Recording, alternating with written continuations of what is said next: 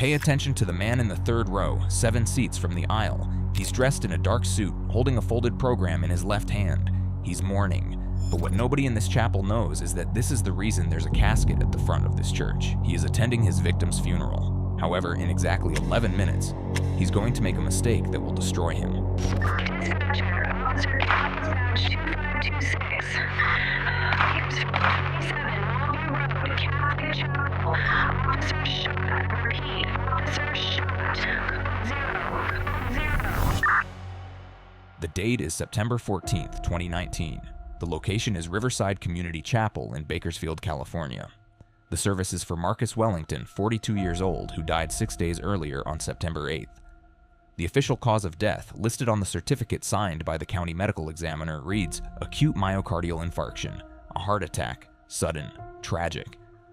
But ultimately, from a medical standpoint, unremarkable. Marcus was overweight.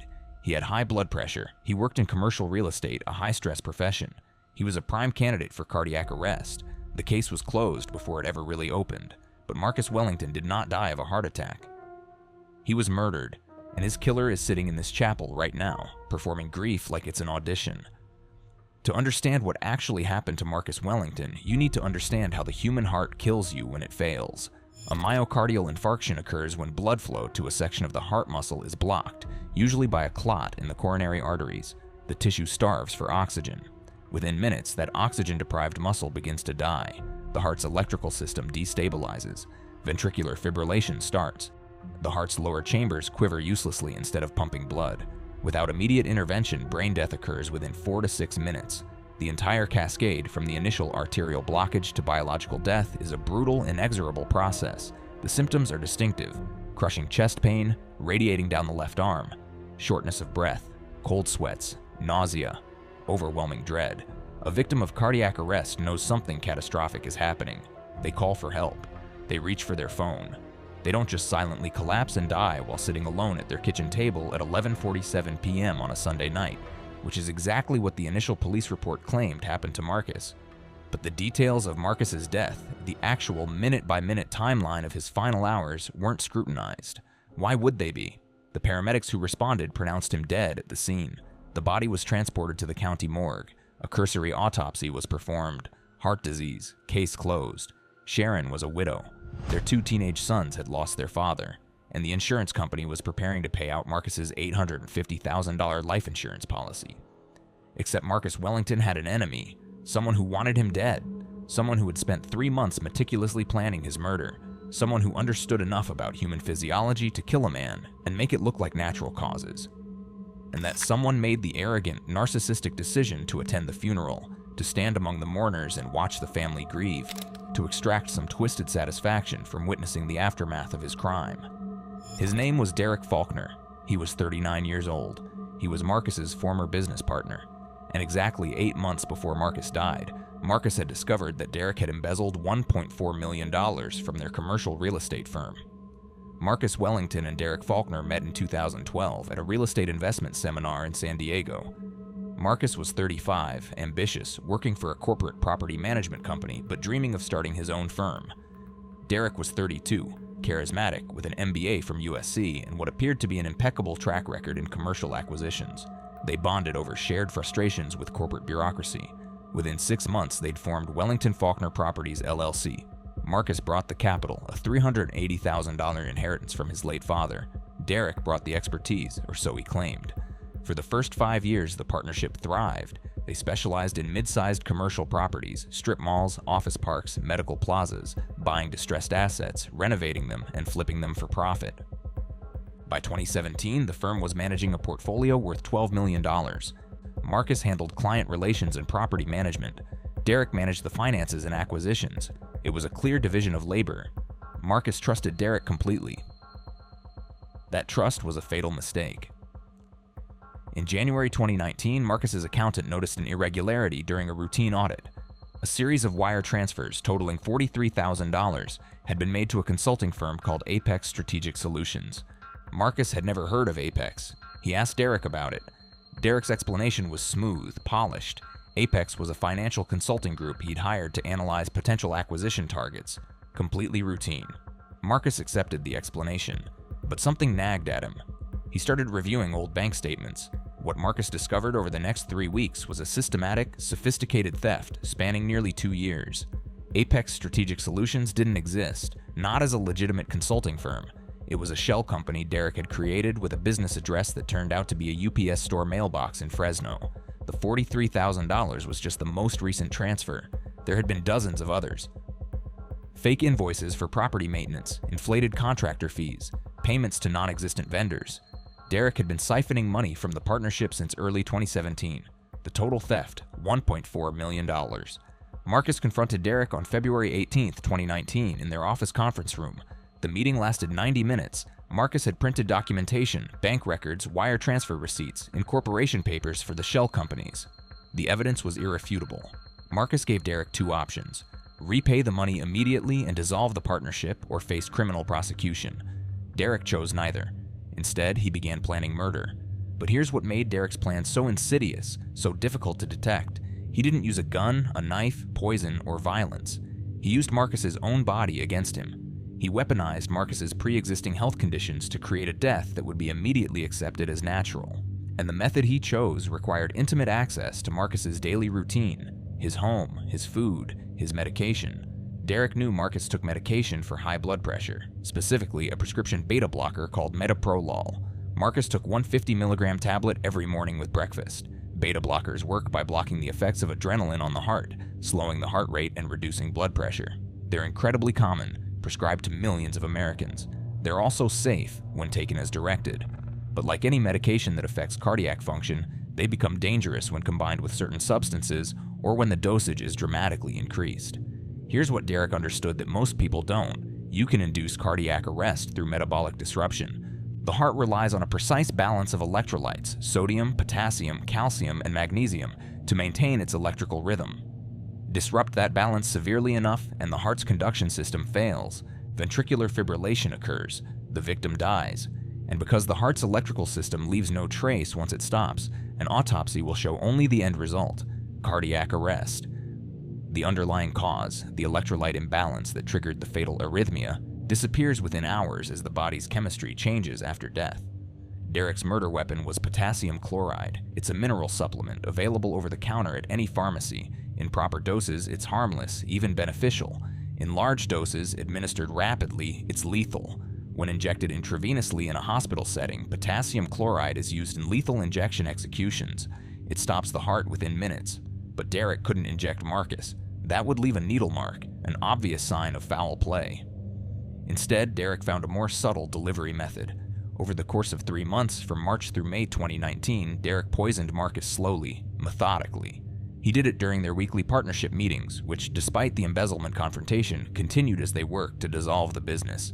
The meetings always took place in Derek's home office. Derek always offered Marcus coffee, and Derek always prepared that coffee in his kitchen, out of Marcus's sight, which gave him the opportunity to add a carefully measured dose of potassium chloride powder to Marcus's cup. Not enough to cause immediate symptoms, just enough to gradually elevate Marcus's serum potassium levels, stressing his cardiovascular system, creating the conditions for eventual cardiac failure.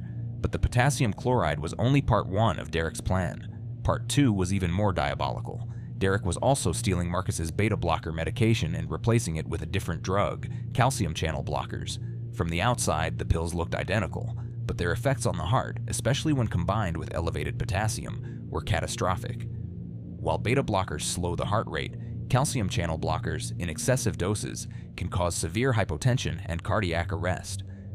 Derek was creating a pharmacological time bomb inside Marcus's body. The substitution was easy. Derek and Marcus had been close friends for 7 years. Derek had been to Marcus's house hundreds of times. He knew where Marcus kept his medications, in the master bathroom medicine cabinet. During a dinner party at the Wellingtons' home in July 2019, Derek excused himself to use the restroom. He went upstairs to the master bathroom, emptied Marcus's metoprolol bottle, and refilled it with calcium channel blocker pills he'd purchased online from an overseas pharmacy. The swap took 90 seconds. By late August 2019, Marcus was experiencing symptoms: fatigue, dizziness, occasional chest discomfort. He attributed it to stress. The partnership dissolution was dragging on, and the legal battle over the embezzled funds was intensifying. Marcus mentioned the symptoms to his wife, but insisted he didn't need to see a doctor. It was just stress. It would pass. This was exactly what Derek was counting on. On September 8, 2019, Derek executed the final phase. He invited Marcus to his house for one last meeting to finalize the partnership paperwork. It was a Sunday evening. Sharon Wellington was out of town visiting her sister in Phoenix. Marcus arrived at Derek's house at 7:30 p.m. They sat in Derek's home office for 90 minutes, reviewing documents. Derek offered Marcus coffee. Marcus accepted. This time, Derek added a massive dose of potassium chloride to the cup, 3 grams dissolved in the hot liquid. When combined with the calcium channel blockers Marcus had been taking for weeks and the already elevated potassium in his system from months of gradual poisoning, this final dose would trigger fatal cardiac arrhythmia within 3 to 4 hours. Marcus left Derek's house at 9:15 p.m. He drove home. He went to his kitchen. He opened his laptop to finish some work, and at approximately 11:47 p.m., his heart stopped. The electrical signals that had kept him alive for 42 years simply ceased. He slumped forward onto his kitchen table. He died alone in silence, never knowing that his former friend and partner had murdered him. Sharon found him the next morning. The paramedics arrived. The police were called, but only as a formality. There was no sign of trauma, no indication of foul play. The body was transported. The autopsy revealed severe coronary artery disease and an enlarged heart. The medical examiner concluded that Marcus had suffered an acute myocardial infarction. Natural causes. The death certificate was signed. The case was closed. Derek Faulkner had committed the perfect murder, or so he believed, because what Derek didn't anticipate, what he couldn't have anticipated, was that his own psychology would betray him. Derek had a narcissistic personality. He craved validation. He needed to witness the impact of his actions. And so, when Marcus's funeral was scheduled for September 14th, Derek made the decision to attend. He told himself it would appear suspicious if he didn't show up. After all, he and Marcus had been business partners for 7 years. His absence would raise questions, but the truth was simpler and more damning. Derek wanted to be there. He wanted to see Sharon's grief. He wanted to watch Marcus's sons cry. He wanted to feel the power of having orchestrated this entire tragedy. He's sitting in the third row now, dabbing at his eyes with a handkerchief. The pastor, Reverend Michael Chen, is delivering the eulogy. He's speaking about Marcus's generosity, his devotion to his family, his integrity in business. The irony is excruciating. And then Reverend Chen does something unexpected. He deviates from the prepared remarks. He looks out at the assembled mourners and says, "I know many of you are struggling with the suddenness of Marcus's passing. His death feels wrong. It feels incomplete. And I want you to know that if you have questions, if something about this tragedy troubles you, you should voice those concerns. Truth matters, even in grief, especially in grief." It's a strange moment. A ripple of discomfort moves through the chapel. Sharon Wellington looks up at the pastor, confused. But Reverend Chen isn't finished. He continues, "Marcus came to see me 2 weeks before he died. He was troubled. He told me he was afraid. He said he'd discovered a betrayal that had shaken him to his core. He said he was worried about his safety." The chapel goes silent. Derek Faulkner's heart rate spikes. His hands are trembling. He's staring at the pastor, his face draining of color. Reverend Chen says, "Marcus asked me to keep a letter. He said if anything happened to him, anything sudden or unexplained, I should give that letter to his wife and to the police. At the time, I thought his fears were exaggerated. I told him he was being paranoid. But now, standing here at his funeral, I believe Marcus was right to be afraid, and I'm going to honor his request." The pastor reaches into his jacket pocket and removes an envelope. Derek Faulkner stands up. The movement is abrupt, jarring. Every head in the chapel turns to look at him. He mumbles something about feeling ill. He pushes past the other mourners in his row and stumbles toward the exit. His face is pale. Sweat is beading on his forehead. He looks like he's about to collapse. And that's when Detective Sarah Campos, who has been standing at the back of the chapel, steps forward and blocks his path. Because Reverend Chen hadn't deviated from the script. He'd been working with the police, and the letter he's holding isn't from Marcus Wellington. It's a warrant for Derek Faulkner's arrest. Marcus Wellington had indeed visited Reverend Chen 2 weeks before his death, and he had told the pastor he was afraid. But Marcus hadn't left a letter. What Marcus had done was contact an attorney and a forensic accountant. He'd been building a criminal case against Derek. He documented the embezzlement meticulously, and he'd told 3 people, his attorney, his accountant, and Reverend Chen, that if anything happened to him, they should immediately alert the authorities and demand a thorough investigation. When Marcus died suddenly, his attorney, David Brennan, contacted the Bakersfield Police Department Homicide Division. He explained Marcus's fears. He provided the financial evidence of Derek's embezzlement. He argued that the death was too convenient, too perfectly timed. Detective Sarah Campos took the case. She reviewed the autopsy report. She interviewed Sharon Wellington, and she learned something crucial. Marcus had been experiencing unusual symptoms for weeks before his death, symptoms that weren't entirely consistent with standard cardiac disease progression. Detective Campos requested a more detailed toxicological analysis. The county medical examiner, Dr. Vanessa Ruiz, agreed to take a second look. This time, they tested for a broader range of substances, and they found it: abnormally high levels of potassium in the vitreous humor, the fluid in Marcus's eyeballs. Unlike blood, vitreous humor remains chemically stable for days after death. The potassium concentration in Marcus's vitreous fluid was more than twice the normal level. That was the first red flag. Dr. Ruiz also re-examined Marcus's heart tissue under a microscope. She found something the initial autopsy had missed: evidence of recent ischemic damage that wasn't consistent with a single acute heart attack. The pattern suggested repeated low-level cardiac stress over an extended period. Combined with the elevated potassium, it pointed to chronic poisoning, but proving Derek had administered the poison was another matter entirely. There was no direct evidence, no witnesses, no forensic traces. The coffee cups from Derek's house had been washed months ago. The medication switch would be impossible to prove. Marcus's beta blocker bottle had been emptied and discarded after his death.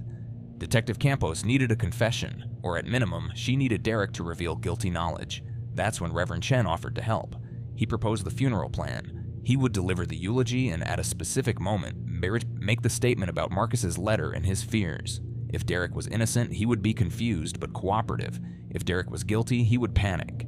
His reaction would reveal him. And Derek's reaction was everything the detective needed. The moment he fled the chapel, he confirmed his guilt.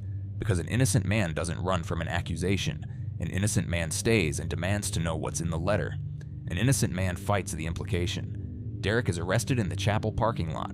He's read his Miranda rights. He doesn't speak. He requests an attorney. He's transported to the Kern County Sheriff's Office and booked on suspicion of murder. His bail is set at $2 million. He cannot post it. He remains in custody.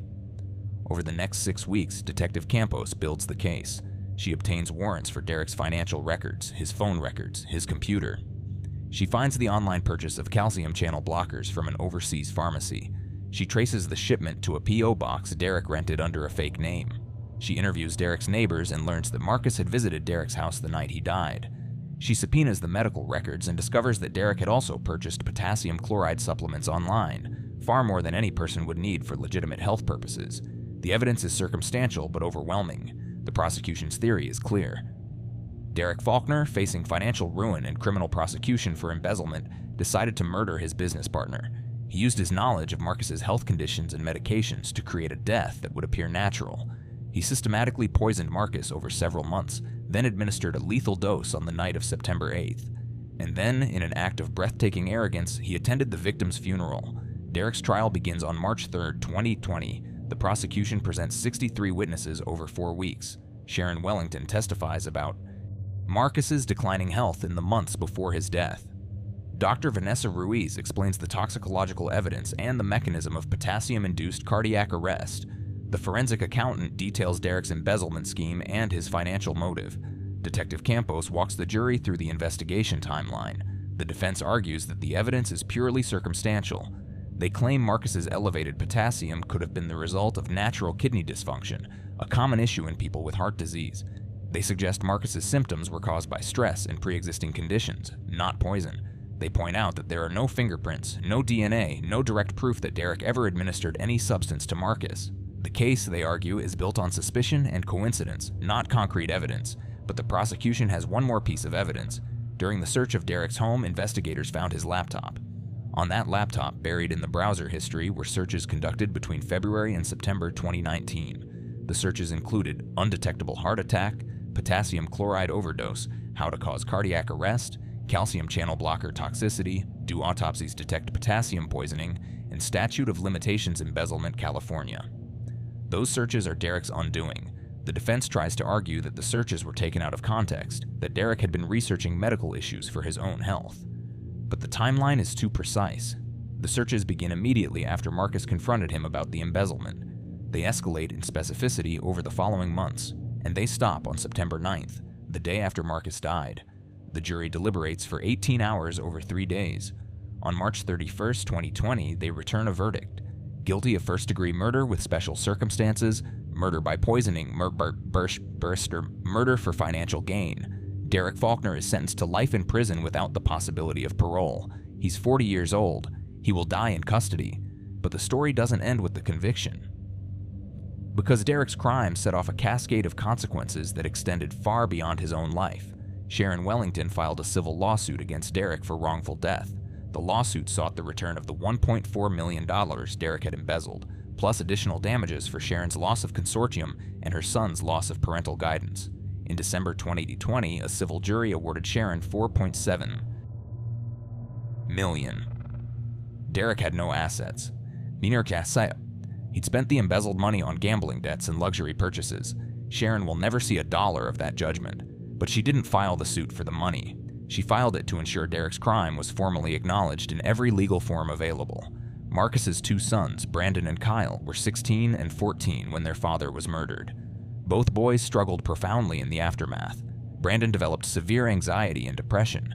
He required intensive therapy and was briefly hospitalized for suicidal ideation. Kyle became withdrawn and his grades collapsed.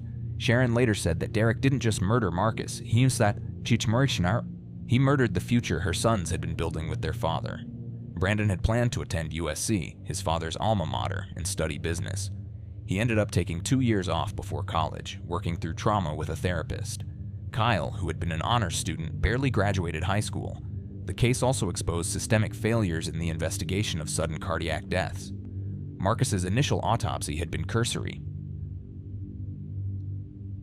A visual examination and basic toxicology screening. The elevated potassium had been noted but dismissed as a postmortem artifact. It was only when Detective Campos pushed for a more thorough analysis that the truth emerged. In response to the case, the Kern County Medical Examiner's Office revised its protocols for investigating unexpected deaths in middle-aged adults. The new protocol requires extended toxicology panels and vitreous humor testing in all cases where foul play is even remotely suspected. Reverend Michael Chen's role in the case became controversial within his own congregation. Some members felt he had turned Marcus's funeral into a police operation, that he had exploited a sacred ritual to catch a criminal. Others argued that his actions had brought justice for Marcus and closure for Sharon.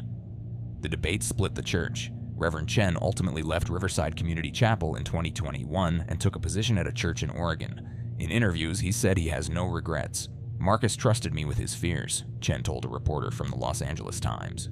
"When he died, I had a choice. I could treat that trust as a confidence that died with him, or I could honor it by seeking the truth. I chose truth. I'd make the same choice again." Derek Faulkner has never confessed. In the 8 years since his conviction, he has maintained his innocence. He filed multiple appeals, all of which were denied. His argument remains consistent. The evidence against him is circumstantial, the toxicology findings are inconclusive, and his internet searches were misinterpreted. In a jailhouse interview conducted in 2022, Derek said, "Marcus was my friend. I didn't kill him. He had a heart attack. That's what the first autopsy said. Everything that happened after that was a rush to judgment by police who needed someone to blame. But the forensic evidence tells a different story." In 2023, a team of cardiologists and toxicologists from Stanford Medical School reviewed the Marcus Wellington case as part of a research project on undetected poisoning deaths. Their analysis, published in the Journal of Forensic Sciences, concluded that Marcus's death bore all the hallmarks of deliberate potassium-induced cardiac arrest.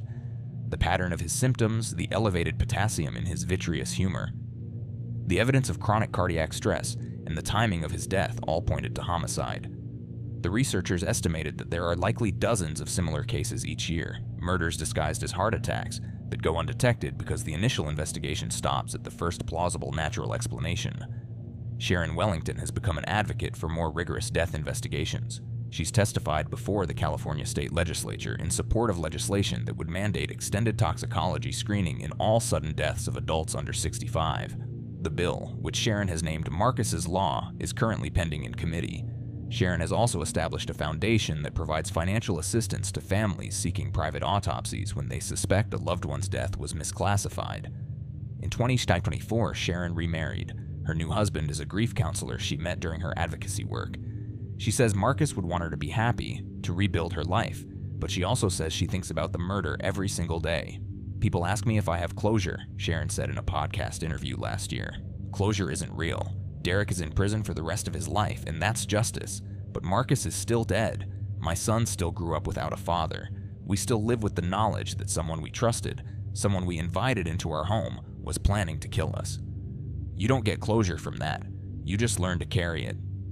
Brandon Wellington is now 24. He eventually attended college, not USC, but a smaller state school closer to home where he could remain near his mother and brother during his recovery.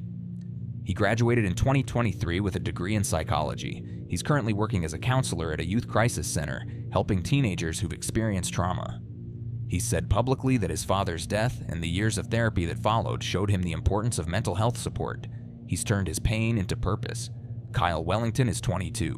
He joined the Marine Corps after high school, seeking structure and discipline to channel his anger.